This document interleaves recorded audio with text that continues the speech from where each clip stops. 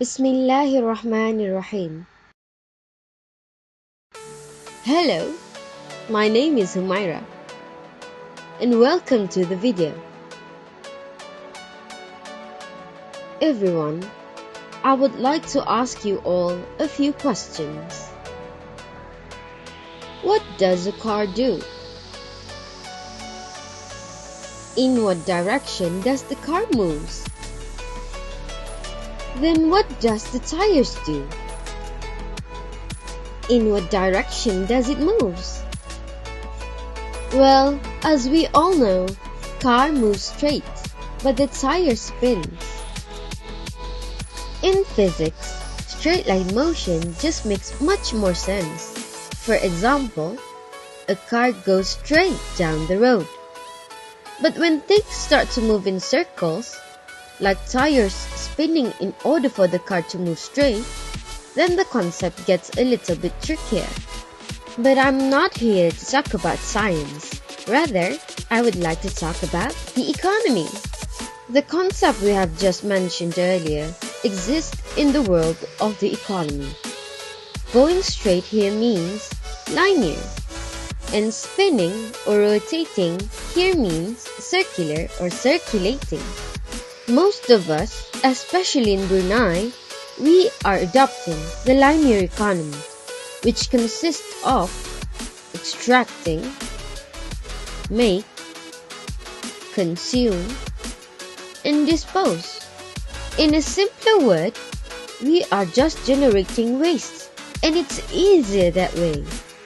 Did you know that back in 2015, from the statistics provided by the Department of Environment, Parks and Recreation, which here we call JUSTRI, showed that each Bruneian generated around 1.4 kilograms of waste on an average per day. Most of the waste are from food waste, and then followed by paper and plastic waste. Do realize that Brunei is a small country with just 500,000 in population. In the same year, a country called Kuwait have generated the same amount of waste per capita each day, and they have less than 4 million in population.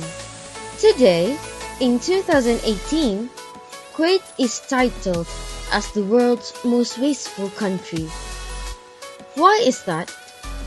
Because they have generated an increasing amount of 5.7 kilograms of waste per capita daily.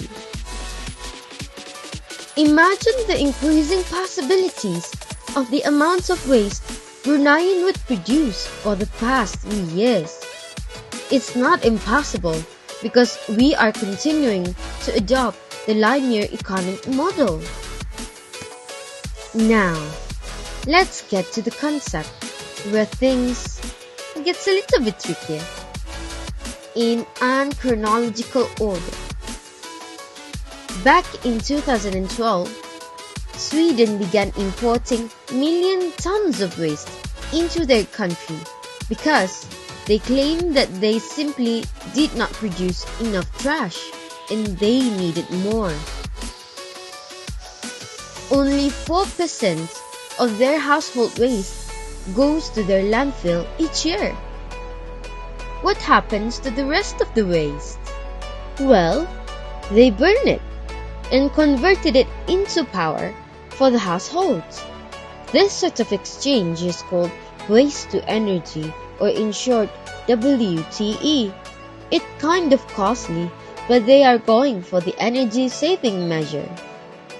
But today's top recycling country is Germany, where they adopted incineration, recycling, and composting. How did they reach to the top?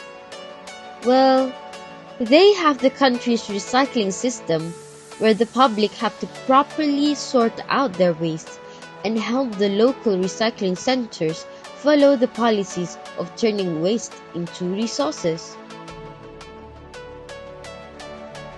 This made the people even more aware of the necessity of separating waste and recycling. 14% of the country's raw material used by them are recovered from waste. And back in 2010, China has imported 23 million tons of recyclable waste, which most of it came from the European countries. And for years, China was the world's top destination for recyclable waste. Now, China have banned foreign garbage to come into their country for recycling. That decision came in force this January 2018.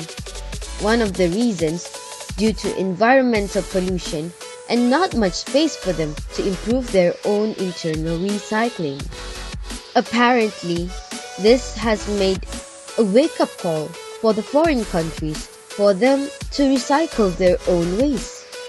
Like in the UK now, their garbages have already building up at the recycling plants due to the latter. Brunei has yet to have any plans on addressing the capacity of the landfills even beyond 2025, despite the global waste market being estimated to be worth almost 500 billion per year, which is half a trillion US dollar. Now we can see that going circular have the highest potential to sustain our economy. A circular economy is possible and brings new opportunities such as job creation, reduce pollution, help preserve our natural resources from being extracted again and again, and boost our economy upwards and other unimaginable opportunities. It might seem like a small matter, but we can make it major. Spread the word, and thank you for listening.